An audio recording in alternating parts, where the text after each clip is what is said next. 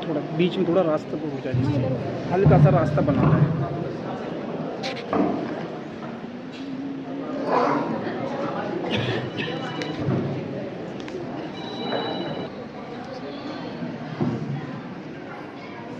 बोलिए परम पूज्य सद्गुरुदेव की जय, सर्वमंगलिया माता जी की जय, शांति कुंज हरिद्वार की जय। इतनी दिव्य और पावन भूमि में जो अवतारों के अवतार की भूमि है, ऐसी जन्मभूमि में राज कराइए। एक बार पूरे भाव से, पूरी श्रद्धा से भगवती गायत्री का स्मरण करते हैं, अपनी कुशलता को प्रणाम। ओम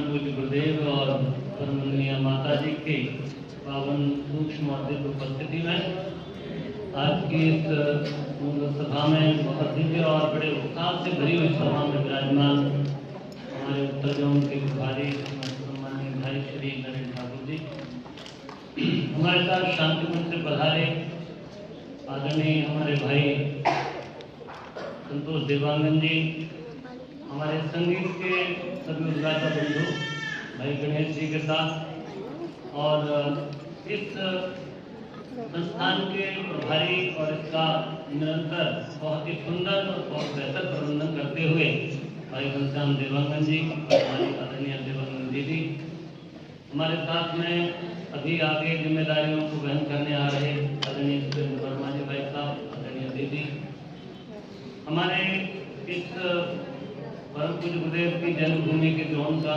कार्यभार संभाल रहे प्रभारी समन्वय सम्माननीय जीएस कुशवाहा जी, हमारे उपजोन के प्रभारी सम्माननीय सुरेश यादव जी भाई साहब, यहाँ से उपजोन से पधारे हमारे युग त्रिजेता के कार्यक्रम को गति देने वाले हमारे उपजोन के प्रभारी सम्माननीय आशाराम कुशवाहा जी, हमारे संजीव खरे जी और हमारी झांसी से पधारे हुए सभी हमारे कार्यकर्ता बंधु, अलीगढ़ से पधारे हुए सुखवासी मानस दीदी, आदरणीय हमारे उद्योन प्रभारी और कायमगंज से आदरणीय भाई साहब गोविंद ठाकुर जी, गोविंद राठौर जी, गोविंद सिंह जी और हमारे सभी वरिष्ठ परिजन, हमारी शक्ति स्वरूप बहनों, देवदल भाइयों, युवा साथी, ये पुण्य भूमि और इस पुण्य भूमि का स्मरण करना और इस पुण्य भूमि के साथ जुड़े हुए प्रयोग का स्मरण करना, मैं समझता हूँ कि आज के इस सभा का एक बहुत महत्वपूर्ण विषय। ये भारतीय संस्कृति हमारी बड़ी सनातन और दिव्य संस्कृति है। इस संस्कृति ने एक अद्भुत प्रयोग इस धरा पर किया है। जैसे हम लोग कहें कि पूरे जैसा भाई साहब कह रहे थे, उत्तम में श्रेष्ठ, टापों में टाप हमारा उत्तर प्रदेश। पर मैं देखूं तो आप थोड़ा सा दृष्टि डालें तो आपको ये समझ में आता है कि संपूर्ण भूमंडल पर भारतवर्ष ही एक ऐसा देश है जहाँ देवताओं, ऋषियों, मुनियों, गुरुओं, सन्यासियों का जन्म होता है। यही वो पुण्य भूमि है जो समूची धरा को सदैव से ही ज्ञान का प्रकाश बांटती रही। और इस भारत भूमि में भी हमारा उत्तर प्रदेश अत्यंत पुण्यशील प्रदेश है, जिसे हम उत्तम प्रदेश मानते हैं। बहुत सारे अवतारों का जन्म स्थल यही है। यहाँ पास ही हरदोई है, अर्थात दो भगवान का जन्म तो वहीं हुआ है। हिरण्याक्ष और हिरण्यकश्यप का वध करने के लिए भगवान आए तो वो भी वहीं पर आए। भगवान राम की जन्मभूमि, भगवान कृष्ण की जन्मभूमि, भगवान बुद्ध की कर्मस्थली जहाँ से धर्मचक्र प्रवर्तन का कार्य होता है वो सारनाथ वाराणसी। कुल मिलाकर देखें तो ये पूरे भारतवर्ष में भी एक ऐसा पुण्य क्षेत्र है जिस क्षेत्र के हम जितनी गरिमा गाएं उतनी कम। भाइयों बहनों, इस सब के साथ ही इस पुण्य भूमि पर आने वाली देव शक्तियों ने संपूर्ण विश्व में भारतीय संस्कृति का परचम फहराया और हमारी प्राचीन परंपराओं को देखते हैं। एक अद्भुत परंपरा, क्योंकि आज हम जन्मभूमि में बैठे हैं इसलिए इस पर भी विचार करने की आवश्यकता है कि हमारे देश में एक अद्भुत परंपरा है अवतार। संसार के और किसी राज्य में, किसी भूभाग में ये परंपरा नहीं, पर भारतवर्ष में परंपरा है कि यहाँ परमात्मा का अवतार होता है, भगवान का जन्म होता है। यदि आप थोड़ा सा गौर से देखें, इस क्रम में परम पूज्य गुरुदेव का 10वां जन्म दिवस, 10वां जन्म है, ये अवतार प्रकटीकरण है। और इस अवतार को आप थोड़ा सा ध्यान से देखते हैं तो आपको ऐसा लगता है मानो 10 अवतार का एक सम्मिलित स्वरूप महाअवतार यहाँ हुआ। इस संसार की सारी मनुष्यता के कल्याण के लिए हमारी गुरु सत्ता इसी धराधाम पर अवतरित हुई। अगर उनके जीवन के प्रसंगों को देखें, उनके क्रियाकलापों को देखें, उनके कर्तव्य और उनके व्यक्तित्व पर दृष्टि डालें तो हमको एक बात समझ में आती है कि किसी भी अवतार की संगति आप यहाँ बता सकते। हमारा मूल रूप से हम लोग दशावतार मानते हैं, जिसमें से 9 हो चुके थे और एक ये घटित हो रहा है। इसे हम प्रज्ञावतार कहते हैं, निष्कलंक अवतार कहते हैं, कल्कि अवतार कहते हैं, भगवान महाकाल का अवतार कहते हैं। थोड़ा सा विचार कीजिए, इस अवतार में सारे अवतार समाहित हो गए। हम लोग आज सुबह जन्मभूमि पर जब प्रणाम करने गए तो वहाँ हम लोगों ने देखा एक बोर्ड लगा हुआ। उस बोर्ड में विजय सरस्वती जी महाराज कह रहे थे कि जितना सब संतों ने मिलकर के जितना पुण्य और जितना योगदान इस संस्कृति में किया है, उतना अकेला गुरु सत्ता हमारे साथ अगर इस दृष्टि से भी देखें तो भी, और अगर अवतार की दृष्टि से देखें तो आप पाएंगे कि सभी अवतारों का एक सम्मिलित, एक समग्र स्वरूप, एक पूर्णावतार के रूप में परम पूज्य गुरुदेव है। आप जरा ध्यान करें उस समय का जब सृष्टि पर प्रलय हुआ, दुनिया नष्ट होने को है, मानवीय सभ्यता का समापन का समय है, बहुत तबाही मची हुई है। तब कहते हैं भगवान मनु ने एक नाव बनाई और उसमें मानवीय जो दिव्यता थी उन बीजों को और एक सृष्टि के बीजों को संचित किया, और वो बीज लेकर के कहीं ऐसा विचार था कि वो बचा लिया जाए तो प्रलय के उपरांत फिर से सृष्टि की रचना और इसी चीज को आगे बढ़ाया जा सकता है। तब ये एक अवतार होता है जिसे हम मत्स्यावतार कहते हैं, और मत्स्यावतार ने मनु की नाव को आधार दिया और मानवीय बीजों की रक्षा, इस सृष्टि के मूल बीजों की रक्षा की। मित्रों, अगर आज आप देखें तो भगवान की संगति बैठती है कि इस समय मनुष्यता के बीज नष्ट हो रहे हैं, शैतानियत, हैवानियत तो बहुत बढ़ रही है, परंतु मनुष्यता समाप्त होने के कगार पर। आप चाहे घरों में देखें, चाहे व्यक्ति के अंदर में झांकें, या किसी समाज, राष्ट्र और विश्व में देखें, तो सर्वत्र आपको ऐसे व्यक्तित्व, ऐसे लोग मिलेंगे कि मानो उनका मानवता से कोई संबंध नहीं बचा है। चाहे युद्ध की तरफ दृष्टि डालें आप, और चाहे आप आतंक की तरफ दृष्टि डालें, आपको लगेगा जैसे त्राही त्राही मची हुई है मनुष्यता समाप्त होने की। विज्ञान ने बड़ी प्रगति की है, पर मित्रों अगर एक दृष्टि से देखें तो विज्ञान की प्रलय है, इस प्रलय में मानवीय मूल्य नष्ट हो रहे हैं। ऐसे समय पर भगवान का आगमन पूज्य गुरुदेव का होता है और मत्स्य के एक महान कार्य को, मानवीय शक्ति, मानवता के बीजों को संचित करने का काम पूज्य गुरुदेव ने किया। दूसरा अवतार आता है जिसे हम कच्छ अवतार कहते हैं। एक समय है जब संपदा की जरूरत है, सृष्टि की रचना, पुनर्रचना हो गई है, परंतु चाहिए संपदा, मनुष्य के विकास के लिए, सृष्टि के विकास के लिए चाहिए साधन। तो ऐसी दिव्य क्षमताओं के निर्माण के लिए, दिव्य क्षमताओं को बढ़ाने के लिए उस समय देवासुर संग्राम होता है।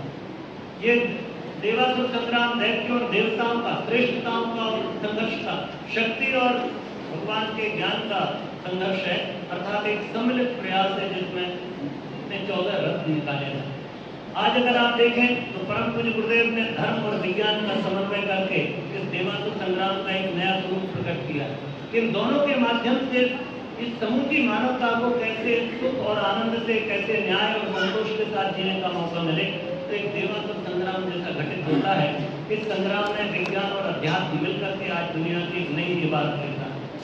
इसलिए वो कच्छप अवतार का जितना भी समय उन्होंने उसको आधार प्रदान किया था और समुद्र का मंथन हुआ, वो मंथन आज भी चल रहा है मित्रों। और परम पूज्य गुरुदेव में कच्छप अवतार के पूरे गुण और पूरा कार्य प्रकट होते दिखाई देता है। तीसरा अवतार आपको दिखाई देता है जब धरती संकट में, धरती का ही अपहरण हो गया, धरती का अपहरण करने वाला हिरण्याक्ष पैदा हो गया। उसने सारी संपदा को, जिसकी आंखों में सिर्फ धन, सिर्फ स्वर्ण दिखाई देता है, हिरण्याक्ष। ऐसे मनुष्य भी आज आपको धरती पर कम नहीं जो सारी धरती को अपने वश में करना चाहते हैं। अकेले भारत में देखें तो 2% लोगों के पास 98% संसाधन है, और 98% लोगों के पास 2% संसाधन है। कहने का आशय ये है कि संपदा किसी व्यक्ति विशेष के हाथ में आ गई। और मित्रों, धरती का संकट आज देखें तो चाहे जिसे ग्लोबल वार्मिंग कहें या पर्यावरण का संकट, इस संकट ने धरती के अस्तित्व पर प्रश्न चिन्ह खड़ा कर दिया है। अणु और आयुधों का स्वरूप इतना है कि हम लोग कहा करते थे पहले कि धरती को 7 बार जला करके साफ किया जा सकता है, और आज इतने अणु और आयुध हैं कि हम 70,000 बार भी धरती को जला करके साफ कर सकते हैं, यद्यपि एक बार से दूसरी बार हमको मौका नहीं मिलता। कहने का आशय है कि धरती इस समय किसी भयानक परेशानी में, विपत्ति में फंसी हुई। ऐसे समय भगवान का आपने देखा होगा बड़ा अवतार होता है और हिरण्याक्ष के चक्रों से धरती को निकाल कर उबार दे। मित्रों, आज भी वही स्थिति है कि इस धरती के संकट से, धरती पर छाए हुए संकट से धरती को मुक्त कराना और धरती को फिर से नया जीवन प्रदान करना, ये अभियान अगर कोई चला रहा है तो वो आपके गुरु सत्ता है, आपके हमारे गुरुदेव। इसलिए एक बड़ा अभियान जिसे हम बड़ा अवतार कहते हैं, उस प्रक्रिया को पूज्य गुरुदेव पूरा कर रहे हैं। और चौथे अवतार पर दृष्टि डालते हैं तो तब भी ऐसा लगता है जैसे साधन संसाधन सिर्फ किसी व्यक्ति के उपयोग के लिए हुए। व्यक्ति जीवन का ह्रास हो रहा है, परमार्थ और त्याग की परंपराएं बंद हो रही हैं, तब भगवान का वामन के रूप में अवतार होता है और भगवान बलि के दरबार में पहुंचते हैं। यज्ञ और परमार्थ के लिए 3 गज जमीन मांगते। मित्रों, 3 गज जमीन में सारा तीनों लोग नाप लेते हैं, तब भी आखिरी पैर को उसकी छाती पर आता है, उसे भी विजय प्राप्त कर लेते हैं और उस संपदा को फिर से जन सामान के लिए सुलभ करा दिया जाता है। आपको देखने में छोटा लगता होगा, पर आपका संविधान और अनुष्ठान इसी परंपरा का एक है। परम पूज्य गुरुदेव ने हर व्यक्ति को, चाहे वो गरीब हो या अमीर, रेहड़ी चलाने वाला हो, ठेला चलाने वाला हो या अपार धन के भंडार का मालिक हो, सबके भीतर ये भाव पैदा कर दिया है कि चलो त्याग और परमार्थ के लिए कुछ निकाला जाए। चलो 3 गज जमीन ही सही निकाली, इतना ही छोटा सा अंश निकाला जाए। आज आप देखते हैं पूरी दुनिया में हमारे शांति कुंज के शक्तिपीठ बने हुए, आरण्य बने हुए हैं, ये 3 गज जमीन नहीं तो क्या। मित्रों, ये पूरा का पूरा वामन का अवतार भगवान के भीतर प्रकट दिखाई देता है कि उन्हीं की पुण्य भूमि में बैठकर हम स्मरण कर रहे हैं। मित्रों, यदि इसके आगे चलते हैं तो परशुराम का अवतार दिखाई देता है, जो अहंकार से ऊंचा सिर उठाए हुए लोग घूम रहे थे, उनका धूली गुंजन जिसे कहें कि धूल में मिला देने वाला काम, अहंकार को नष्ट कर देने वाला काम, विचार की क्रांति कर देने वाला काम, मानस को बदल देने वाला काम उस काल में भगवान परशुराम ने किया था। आज परम पूज्य गुरुदेव विचार क्रांति और प्रज्ञा अभियान के माध्यम से उसी परंपरा का और आज देखने का भगवान कृष्ण के जीवन में दिखाई देता है। राम का जीवन आता है, त्रेता में राम आते हैं, मर्यादा की रक्षा की जाती है और राम राज्य की स्थापना। रावण मारना तो एक छोटा सा कार्य था, परंतु मूल मंत्र तो उनका था राम राज्य की स्थापना। ये राम के राज्य में अर्थात त्रेता में युग निर्माण किया था उस महाशक्ति ने, वही शक्ति फिर यहाँ एक बार पुनः मनुष्य में देवत्व और धरती पर स्वर्ग के अवतरण का संरचना जता रही है। मित्रों, ये राम अवतार की प्रेरणा उनके भीतर दिखाई देती है और कृष्ण के जीवन का भक्ति, कर्म और ज्ञान योग सीधा सीधा दिखाई देता है। आज हमें से प्रत्येक व्यक्ति उपासना साधना से जुड़ा है, भक्ति का प्रवाह। आप और हमें से प्रत्येक व्यक्ति स्वाध्यायशील हो गया है, ये ज्ञान योग का प्रवाह। और आप में से सब लोग मिलकर के जो पीले पीले वस्त्र धारण करके, कंधे पर झोला लटका करके निरंतर समयदान अंशदान करके लोक कल्याण के लिए निकल रहे हैं। आत्म कल्याण और लोक कल्याण की यह प्रक्रिया भी किसी कर्म योग से कम नहीं है। इसलिए ये राम कृष्ण का जीवन, कृष्ण के जीवन के संपूर्ण कार्य परम पूज्य गुरुदेव ने अपने हाथ में लिए। और एक समय आता है 2500 साल पहले, जब भगवान बुद्ध आते हैं। बुद्ध की करुणा ने उस समय फैली हुई हिंसा को समाप्त कर दिया और एक नए तरीके का विचार, धम्मं शरणं गच्छामि, बुद्धं शरणं गच्छामि, संघं शरणं गच्छामि की प्रेरणा दी। मित्रों, आज भी वही है। आज जो आप घोष कर रहे हैं हम बदलेंगे, युग बदलेगा, हम सुधरेंगे, युग सुधरेगा, एक बनेंगे, नेक बनेंगे, ये संघ विस्तार का, धर्म विस्तार का कार्य है। मित्रों, वो कर्मा उनने बहाई थी, यह कर्मा के सागर आए। मित्रों, उनका हृदय छलछला उठा, वो कह उठे कि कोई हमारा सीना चीर कर देखे तो सिर्फ धड़कती हुई आत्मा के अतिरिक्त कुछ न दिखाई देता। ऐसी हमारी गुरुसत्ता, जिनमें पूरा बुद्ध का अभियान, धर्म चक्र प्रवर्तन और प्रज्ञा अभियान जो का समाज आप दिखाई दे रहा है। आप परिवाजक के रूप में आप भाई बहन बैठे, ये परिवज्ञा का क्रम बुद्ध धर्म ने शुरू किया और बुद्ध के परिवाजक जैसे आगे बढ़े वैसे ही आज युग निर्माण के परिवाजक आगे बढ़ रहे हैं। गुरुदेव ने कहा ये बुद्ध का पहले पूर्वार्ध था, अब ये उत्तरार्ध घटित हो रहा है। बुद्ध का पूरा कार्यक्रम गुरुदेव कर रहे हैं। अगर आप दृष्टि डाल करके देखें और एक समन्वित विचार श्रृंखला को जन्म दें तो आपको समझ में आएगा। मित्रों, दशावतार का सम्मिलित स्वरूप और समग्र स्वरूप परम पूज्य गुरुदेव और ऐसे महाअवतार की, ऐसे 24 कलाओं के अवतार की पूर्ण जन्मभूमि और हम राज। तो निश्चय ही ये सभा नहीं, ये हमारे सौभाग्य का सूरज है कि हम लोग ऐसी पुण्य भूमि में आकर बैठे। जन्मभूमियों का तो भंडार है, परंतु एक महाअवतार की जन्मभूमि का उतना ही अलग। जैसा भाई साहब कह रहे थे, निश्चय ही ये हमारे लिए गौरव का, गर्व का, मुस्कुराने का दिन क्या ऐसी पुण्य भूमि पर आए। और मित्रों, जब कभी भी भगवान का आगमन हुआ है, बड़े अभियान जब बने तो सहचरों की आवश्यकता है। छोटे अभियान उन्हें स्वयं निपटा दिए, परंतु जब बड़ा अभियान आया तो परशुराम के बाद में राम के बाद कृष्ण और भगवान बुद्ध, ये 3 अवतार हमको ऐसे दिखाई देते हैं जिसमें संघ की आवश्यकता है। और मित्रों, परम पूज्य गुरुदेव ने भी वही किया। उन्होंने कहा कि हमारे साथ जुड़ो, और श्रेष्ठ सौभाग्य के भागीदार बनो। आओ हमारे साथ भागीदारी करो और भगवान की मंगलकारी मंगलमय युग निर्माण योजना में अपना योगदान प्रदान करो। इसलिए मित्रों, जो महाकाल की योजना थी, जिसको ऋषियों ने शक्ति और सामर्थ्य दी और पुरुषार्थ हम और आप जैसे भाई बहनों का लग रहा है, ये हमारे लिए गौरव की। तो मित्रों, आज जो जिस हम यहाँ सभा के लिए बैठे हुए हैं, बहुत बड़ा काम है। हमारा संगठन बहुत अद्वितीय संगठन है। हमारा संगठन दूसरे संगठनों जैसा पद की आपाधापी वाला संगठन नहीं। भाई अभी नरेंद्र कह रहे थे कि मैं समन्वयक हूँ, कोई संगठन करता नहीं। संगठन तो भगवान का। हमारे संगठन का नाम परिवार है और परिवार में कोई पद नहीं है। माता है, पिता है, भाई है, बहन है, पत्नी है, पति है, परंतु कोई पद नहीं, पद सृजित नहीं किया गया। सब मिलकर किसी एक महान कार्य के लिए अपने घर को स्वर्ग बनाने के लिए काम करते हैं। तो मित्रों, हम सब भी मिलकर एक विराट कुटुंब की तरह हैं, एक वैश्विक कुटुंब के रूप में है और हमारा भी संगठन का रूप ऐसा ही पारिवारिक। हम लोग किसी पद की प्रतिष्ठा या विजय की कामना लेकर के चले। हम लोग चल रहे हैं कि हम सारे जगत के कल्याण के लिए निकल पड़े। हम सब लोगों ने एक ऐसा परिवार बनाया है, इस परिवार के माध्यम से हम दुनिया को खुश देखना चाहते हैं, जगत में सुख और आनंद का वातावरण देखना चाहते हैं। हम लोगों को न्याय और शांतिपूर्वक जीने का ढंग देना चाहते हैं। एक अलग तरह की व्यवस्था हमारे संगठन में। याद रहे, जो दुनिया के संगठन है उनमें पद की आपाधापी होती है। जो पद पर है वो पद पे चिपका रहने की कोशिश करता है, कोई उसकी कुर्सी छीन ना ले। और जो पद पर नहीं है, वो पद पर बैठे हुए व्यक्ति की कुर्सी उसको अपदस्थ करने की कोशिश करता है, उसको पद प्राप्त हो जाए। इसलिए जहाँ संगठन में पद होगा वहाँ आपाधापी होगी। इसलिए हमारे यहाँ संगठन में समन्वय की भूमिका बनाई, किसी पद की भूमिका नहीं। कोई किसी का प्रभारी नहीं है, सबका प्रभारी भगवान हमारे करता है। तो मित्रों, ये बड़ी बात है हमारे संगठन की। इस भावना को आज सारे देश को जरूरत है।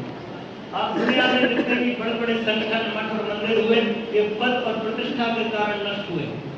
उसी के कारण आपस में लड़ करके मर गए। परंतु हमने इस व्यवस्था को आगे नहीं बढ़ाया। हमारे पूज्य गुरुदेव कहा करते थे, बेटे हम तो कोई मध्यवर्ती संगठन बनाना ही नहीं चाहते। अगर मान लीजिए कुशवाहा यहाँ बैठे हैं तो ये शांतिकुंज के एक्सटेंडेड आर्म, ये शांतिकुंज का हाथ पैर है। वहां से जो कहा जा रहा है उसको यहाँ इम्प्लीमेंट करने के लिए सारी।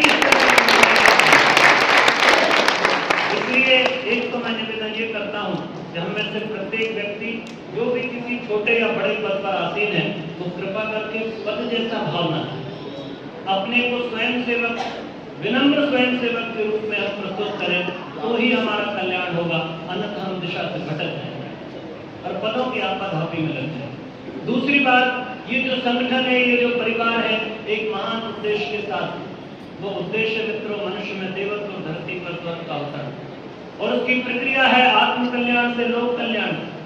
हम बदलेंगे तो युग बदलेगा। तो निश्चय ही ये सूत्र जो है आज ध्वनित हो रहे हैं सारे विश्व। अब हम ही नहीं कहते हम बदलेंगे युग बदलेगा, अब सारी दुनिया कह रही है कि हम बदलेंगे युग बदलेगा। सब लोग कह रहे हैं कि मनुष्य को ही ठीक करना पड़ेगा, व्यक्ति निर्माण की प्रक्रिया को आगे करना। इसलिए जो परम पूज्य गुरुदेव ने जिस महान मंगलमय युग निर्माण योजना का अवतरण किया, हिमालय से आने के बाद 60 के समय में जब हिमालय से लौटकर आए और युग निर्माण की प्रक्रिया को आगे बढ़ाया, तो 63 में हमने सूत्रीय युग निर्माण योजना जून 1963 की अखंड ज्योति में 100 सूत्र ने, ये 100 सूत्रों में युग निर्माण का काम चलेगा। जब इतना बड़ा काम सामने आया तो निश्चय ही एक बहुत संघबद्ध काम करने की आवश्यकता देश को। और संघबद्ध कार्य कैसे हो, तो उसके लिए लोगों का जुड़ाव बना, एक मंडल बनाया गया। क्या मंडल? महिला मंडल, युवा मंडल या संस्कृति मंडल। तो हमने मंडलों में संघबद्ध किया लोगों। हमारे बड़े बड़े परिवार बने। हमारे आपको स्मरण हो तो पहले हमारे यहाँ ये जब नहीं था तब हमारे यहाँ सिर्फ शाखा होती, गायत्री परिवार शाखा आमलखेड़ा, गायत्री परिवार शाखा आगरा, एक शाखा, और एक शाखा के सब मेंबर कोई अलग नहीं। हमसे थोड़ी सी भूल यहाँ हुई है कि हमने जब मंडल गठित किए तो उसमें हमने बहुत सारे लोगों को छोड़ दिया। आप जब अभी आप भाई साहब रिपोर्ट पढ़ रहे थे, ज्यादा से ज्यादा 300-400 मंडलों की रिपोर्ट आती थी और 15 जिले में अगर एक मंडल में 10 आदमी 20 आदमी भी हैं और 1500 की आप मान लीजिए 1500 मंडल है, तो आप कितने 3-4 हजार लोगों का मंडल बता रहे हैं।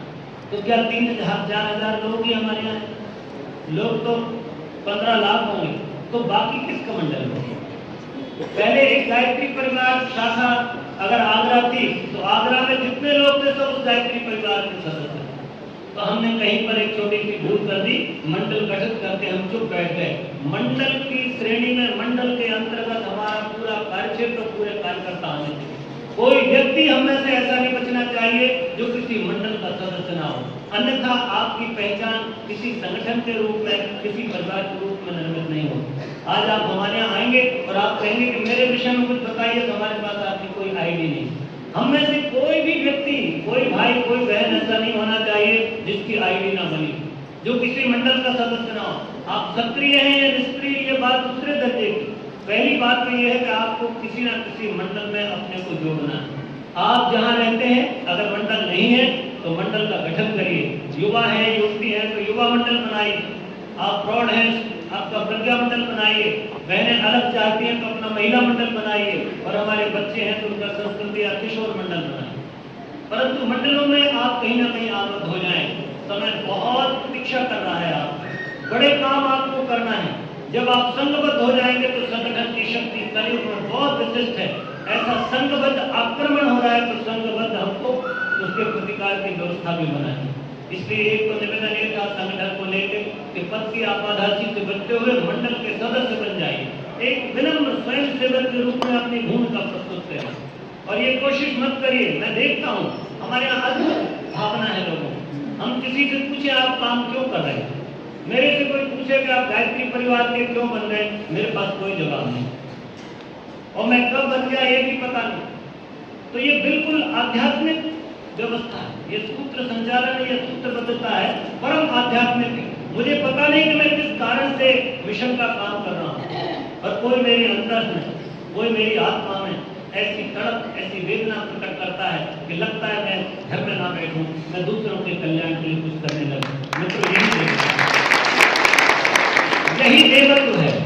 आप सोचते होंगे मुकुट लगा के लोग आएंगे, नहीं नहीं, जो अपना सुख, अपनी सुविधाएं, अपना सब कुछ धन साधन त्याग करके जब बिना किसी कारण से दूसरों के कल्याण के लिए चल पड़े, यही देवत्व की निशानी है। इसलिए दुनिया की कोई भी बड़ी व्यवस्था अगर धरती पर आएगी, मैं आपसे फिर कहता हूं कि उसके अंतर में ये युग निर्माण का सूत्र होगा, उसके कार्य में आपका योगदान होगा।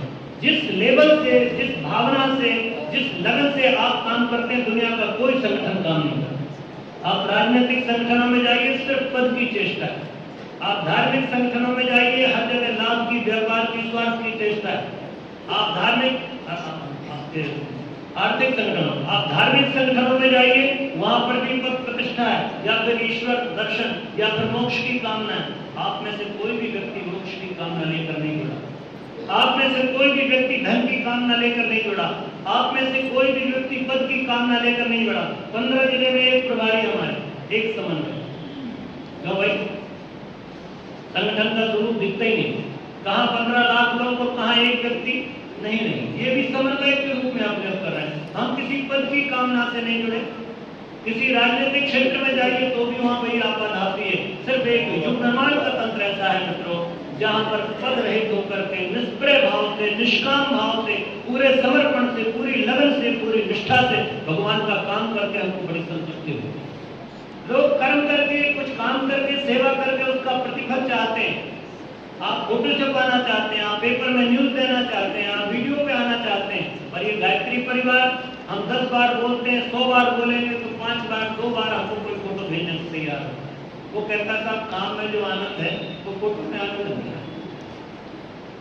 यानी कि इतनी निष्प्रयता, इतनी निष्कामता, इतनी निर्मलता, इतनी पवित्रता, इतना समर्पण, ये समर्पण विसर्जन विलय ने आपको देव तुल्य बना दिया है। और मैं दावे के साथ कहता हूं कि संसार में जब कभी भी मनुष्यता की परिभाषा लिखी जाएगी, उस परिभाषा में आपके चेहरे जरूर होंगे।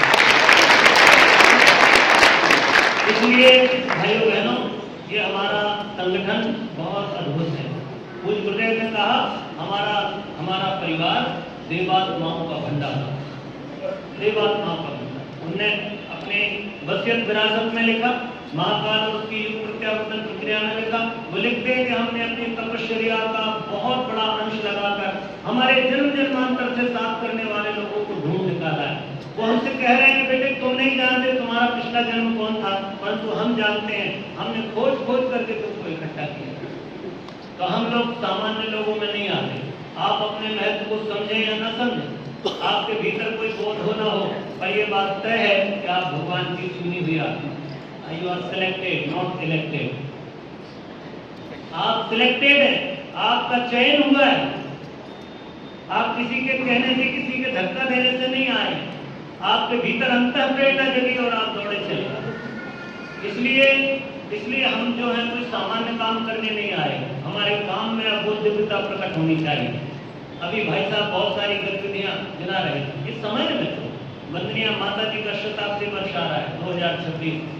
इस शताब्दी वर्ष में हमको कुछ पौरुष, कुछ पुरुषार्थ दिखाना है।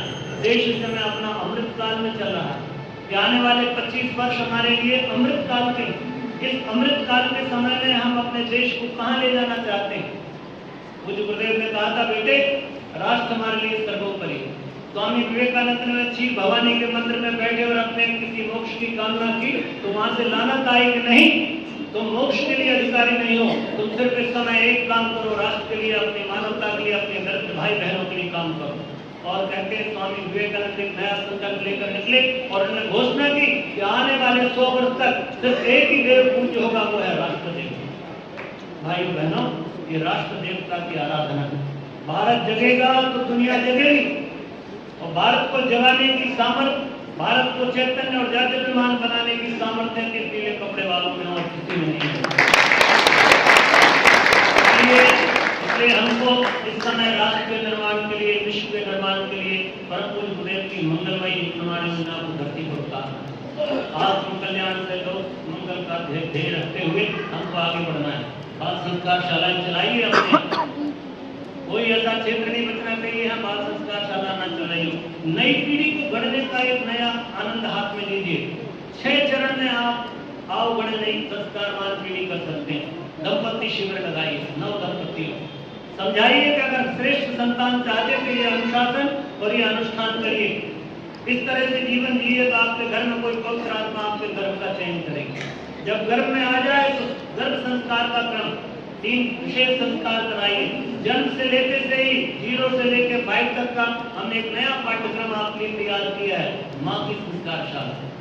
एक माँ अपने बच्चे को हर दिन कौन सी कहानी सुनाए, एक माँ अपने बच्चे के जीवन में कौन से गुणों को 365 सप्ताह में, 52 सप्ताह में कैसे 52 गुणों का विकास करे बच्चे के जीवन में, कैसे बच्चे की समस्याओं के समाधान खोजे माँ, और युक्तियुक्त समाधान मुझे गुरुदेव के साहित्य से निकाल कर आपको दिए जा रहे हैं। माँ की संस्कारशाला 5 वर्ष तक, 5 से 13 वर्ष तक बाल संस्कारशाला, 13 से 19 तक किशोर संस्कारशाला, कन्या कौशल, और 19 से ऊपर युवा मंडल, युवकों के जागरण का काम, युवा जागृति, युवा प्रकोष्ठ, ये कार्यक्रम चलाएं।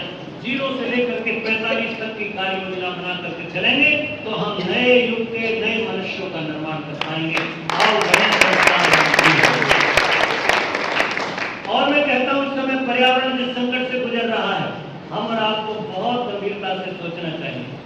इसलिए वृक्ष गंगा अभियान चलाइए, निर्मल गंगा जल अभियान चलाइए।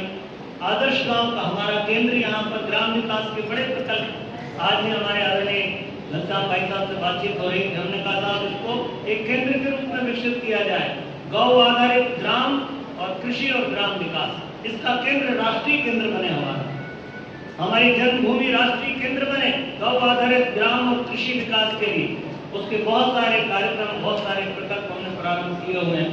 आगे कुछ ऐसा क्रम हो सकता है, इसकी भी योजना बनाई जा सकती है। तो ग्राम विकास के लिए आप आ गए। गुरुदेव कहते थे ग्राम तीर्थ बनाएंगे तो 1 लाख गाँव को तीर्थ के रूप में विकसित करें। कुछ ऐसे काम हमको हाथ में लेना चाहिए भाइयों बहनों। ये हमारे चार उपजोन है, एक जोन है। अभी आपने गृह गायत्री का बहुत अच्छा विवरण बताया, और मैं कहता हूँ उसमें तो आप समझिए इसकी पूछ में तो आग लगाने की जरूरत है। इस सारी लंका को जलाकर खाक कर दे, ऐसी लपटें पैदा करने की जरूरत है मित्रों। घर घर कोई घर न बचे जिसमें देव परिवार का संकट न होगा, कोई घर न बचे जहाँ यज्ञ की ज्वालाएं प्रकट न होती हो, कोई घर न बचे जहाँ साधना और स्वाध्याय का क्रम न होता हो। हम सबको मिलकर इस इसलिए ग्रह ग्रह गायत्री यज्ञ कोई औपचारिकता नहीं है कि आप किसी का हवन करा करके कोई दक्षिणा बटोरना चाहते हैं। नहीं नहीं, ये मनुष्य में देवत्व के उदय के लिए परिवारों के जो परिवार को भी टकसाल है उसको गढ़ने का काम, देव परिवार निर्माण की योजना है। इसलिए आपको घर घर पहुंचना है, आप योजना बनाइए। ये तो एक बार थी अभी आपका बुध पूर्णिमा, पर आपको महीने में 1 या 2 रविवार तय कर लेना चाहिए। इस दिन हम 24 घरों में, 108 घरों में, 11 घरों में एक साथ व्यक्त करेंगे। आपका जो भी एक तरफ आप हर दिन एक पुरुष क्षण संपन्न कर रहे हैं, तो मेरा निवेदन है कि कम से कम 108 कुंडी यज्ञ भी हर दिन होना चाहिए। 108 कुंडी यज्ञ नहीं होगा तो अकेले जब से बात बनेगी नहीं। जब भी ऊर्जा को युग निर्माण में रूपांतरित करने के लिए यज्ञ जैसा प्रयोग चाहिए। इसलिए ग्रह ग्रह गायत्री यज्ञ को आपको आगे बढ़ाना है। ये पारिवारिक युवा सम्मेलन जितने हमारे 350-400 भाई बैठे हैं, मैं निवेदन करता हूँ कि हमको मेरे आपके भीतर 4 युवा दिखाई देते हैं। आपकी बेटी, आपका दामाद, आपकी बहू, आपका बेटा, हर घर में 4 लोग तो सब घरों में। तो क्यों ना हम कोई योजना बनाएं और योजना बना करके अपने बच्चों को पहले युग निर्माण में सक्रिय करें, अपने बच्चों को, क्योंकि उनके भीतर बीज रूप में भगवान की पूरी योजना समाहित है। वो सब साधना के सूत्र उनके आपने जीन्स में, उनके डीएनए में डाल दिए हैं कि आप थोड़ी सी हवा पानी, थोड़ा सा सुरक्षा, थोड़ा सा खाद पानी देंगे, ये प्रकट होते हैं। इसलिए भाइयों बहनों, सबसे पहले अगर हम 400 लोग अपने 4-4 बच्चों को ले आए तो 2000 लोगों की पॉपुलेशन ही खड़ी हुई, 2000 लोगों की व्यवस्था ही बनी हुई। हर व्यक्ति को अब पारिवारिक युवा सम्मेलनों का आयोजन पूरे प्रदेश में करना है, हर जिले पर होना चाहिए कि हमारे परिवार के युवक, हमारे परिवार के बेटे बेटियां और समाज हमारे परिवार के इकट्ठे हों और उनके बीच में हम मिशन के स्वरूप को, ये रचनात्मक कार्यों को, अभी तक आप पूजा पाठ की बात करते रहे इसलिए आपके बच्चे सक्रिय नहीं हो। एक बार उनको बताइए कि हम बाल संस्कार शालाएं चला रहे हैं, एक बार बताइए कि बच्चों के व्यक्तित्व परिष्कार की योजना चल रही है, एक बार बताइए कि हम नदियों को साफ कर रहे हैं, एक बार बताइए कि हमने 2 करोड़ पेड़ लगा दिए, 350 पहाड़ियों को हरा कर दिया। जरा कहके तो देखिए, आपके बच्चे कहेंगे गजब के काम है, मैं भी योगदान करूँ। आप कहिए कि पर्सनालिटी डेवलपमेंट की क्लास कैसे लगती है। इसलिए ऐसे सभी कार्यों को हमको आगे बढ़ाना है। और एक चीज और कहकर मैं अपनी बात समाप्त करता हूँ, दूसरे सत्र में हम लोग युवाओं से संबंधित बात करेंगे। एक बात मैं आपसे निवेदन करता हूँ, इस शक्तिपीठ को आप देख रहे हैं, ये परम गुरुदेव के द्वारा प्रतिष्ठित शक्तिपीठ। ये शक्तिपीठ हमारा जिस तरह जीवन तो जागृत है कि आज हम सब लोग यहाँ दौड़ते चले आते हैं और दंडवत प्रणाम करते हैं। हमारी श्रद्धा का एक भार यहाँ आते ही फूट पड़ता है।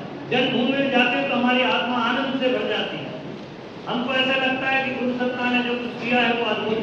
मित्रों, ये शक्तिपीठ उस महाशक्ति के अधिष्ठान बनाए थे पूज्य।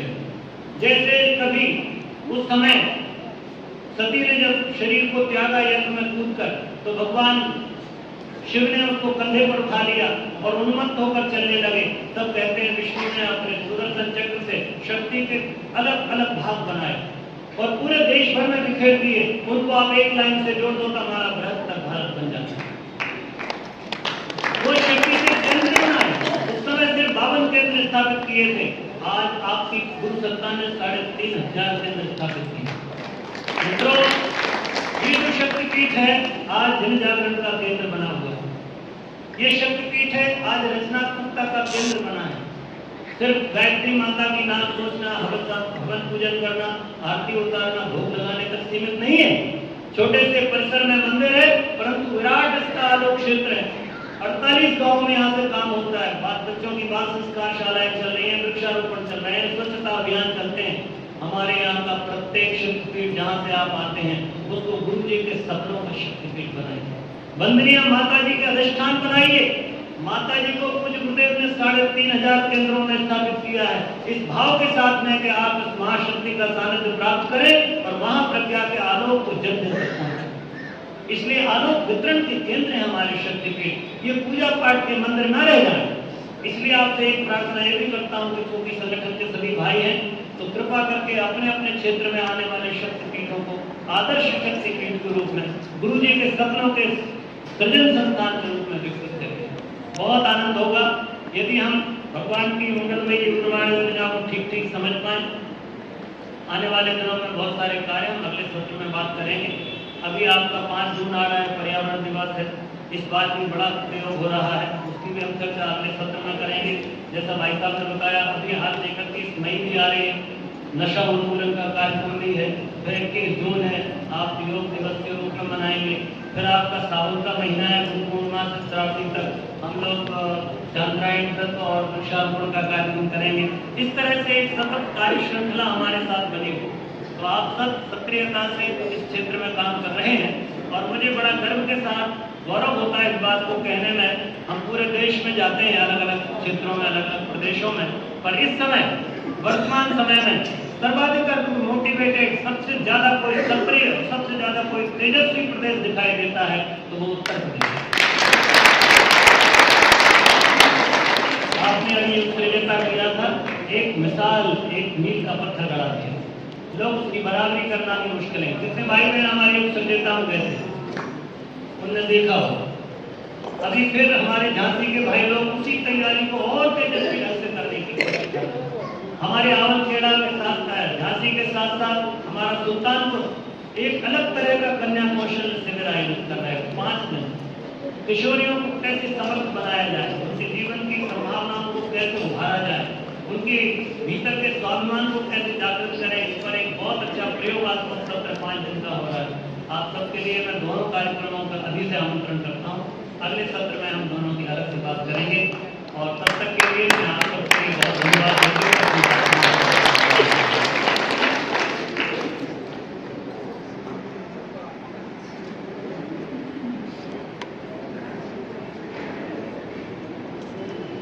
इसके बाद भोजनावकाश है, तो थोड़ा थोड़ा करके जाएंगे क्योंकि भोजनालय हमारा सीमित स्थान पर है, तो हम सब लोग सहयोग भी कर सकते हैं भोजन परोसने में करके। और अगले सत्र तक पुनः आप सब लोग आमंत्रित हैं।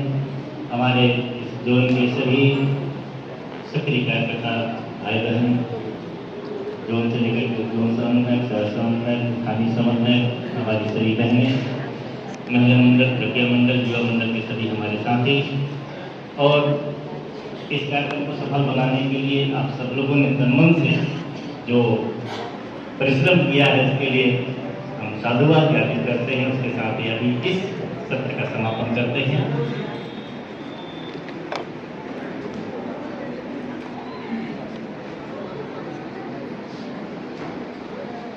बोलूंगा नहीं मैं। कोई 2-4 प्रश्न कुछ हो तो वो करके फिर अपन जीवने चले।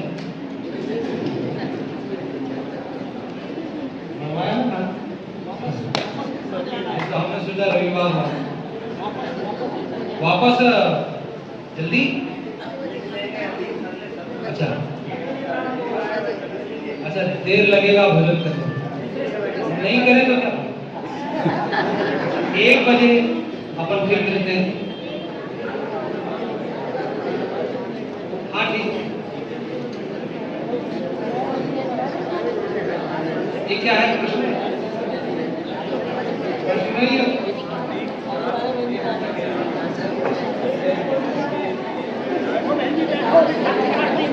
अरे उठिए मत प्लीज, शांति बात है। ठीक है, अब ऐसा है, प्लीज माता, हे माता, अभी थोड़ा सा टाइम और लेंगे। अब अपन बैठेंगे लगभग 1:30 बजे, क्योंकि शिफ्ट में भोजन है। और जो हमारी बहनें हैं, उत्तर प्रदेश में 4 ग्रुप है व्हाट्सएप के हमारे, 5। एक तो हमारे संयोजकों का है, उत्तर जोन संयोजक, जो जोन संयोजक का।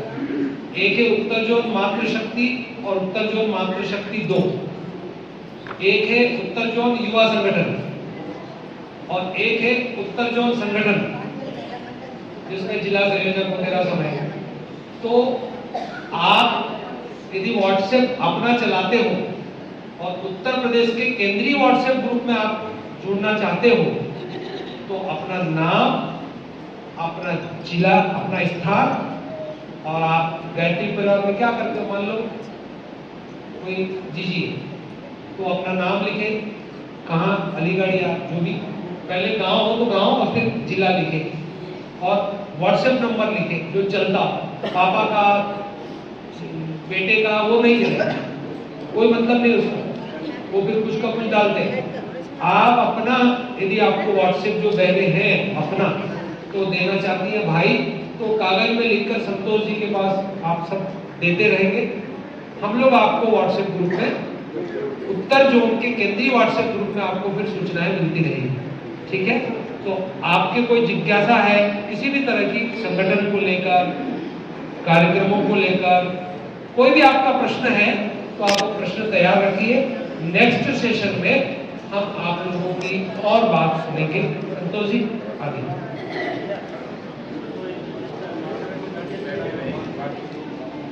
आग्रह में अपने सभी भाई लोग बैठे रहिए, बाकी दिल लेकर के प्रस्थान करें। बिना देर किए आइए संक्षेप में शांति पाठ। ओम विश्वादि देव सविता दुरितानि परासुव यद्भद्रं तन्न आसुव। ओम शांति शांति शांति सर्वारिष्ट शांतिर्भवतु। अब देखिए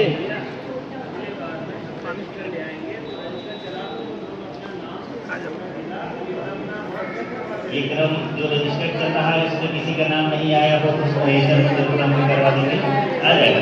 जो देर से आए, विलम्ब से आए, उनका नाम नहीं आया होगा, रजिस्टर वहाँ कर लीजिए। जितने यहाँ है उस प्रकार से अपना नाम मोबाइल नंबर